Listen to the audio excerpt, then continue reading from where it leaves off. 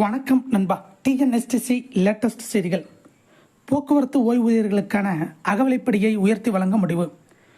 போக்குவரத்து ஓய்வூதியர்களுக்கு நிறுத்தப்பட்ட அகவிலைப்படியை உயர்த்தி வழங்க அரசு முடிவு செய்துள்ளது. போக்குவரத்து கழகங்களில் குடும்ப ஓய்வூதியம் பெறும் 20,000 பேர் உட்பட 90,000க்கும் மேற்பட்ட ஓய்வூதியர்கள் உள்ளனர். இவர்களுக்கு கடந்த 2015 அக்டோபர் மாதம் இறுதியாக அகவிலைப்படி உயர்வு வழங்கப்பட்டது. அதன் பிறகு ஒவ்வொரு முறை அரசு ஊழியர்களுக்கு அகவிலைப்படி உயர்த்தி வழங்கும் போதும் ஓய்வூதியர்களுக்கு அந்த பலன் கிடைப்பதில்லை. இது தொடர்பாக பல்வேறு கட்ட போராட்டங்களை ஓய்வூதியர்கள் நடத்தி வந்த நிலையில் அண்மையில் நீதிமன்றத்தில் குறிப்பிட்ட சதவீத அகவிலைப்படி உயர்வு வழங்க அரசு ஒப்புதல் அளித்தது.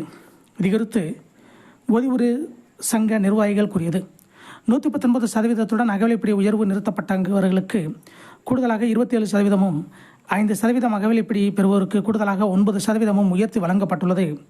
அந்த வகையில் கடந்த பிப்ரவரி மாதம் முதல் குறைந்தபட்சமாக ரூபாய் 1,300, அதிகபட்சமாக ரூபாய் 4,000 வரை ஓய்வூதியம் உயர்த்தப்பட்டது.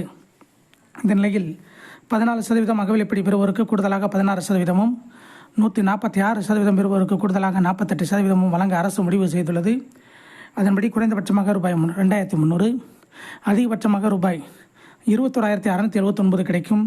இந்த உயர்வு வரும் மே மாதம் ஓய்வூதியத்திலிருந்து கிடைக்கும் என்றனர். இதே போன்ற போக்குவரத்து துறை அப்டேட்டுகளை உடனுக்குடன் தெரிந்து கொள்ள நம்ம சேனல் சப்ஸ்கிரைப் பண்ணுங்கள், ஷேர் பண்ணுங்கள், லைக் பண்ணுங்கள். நன்றி, வணக்கம்.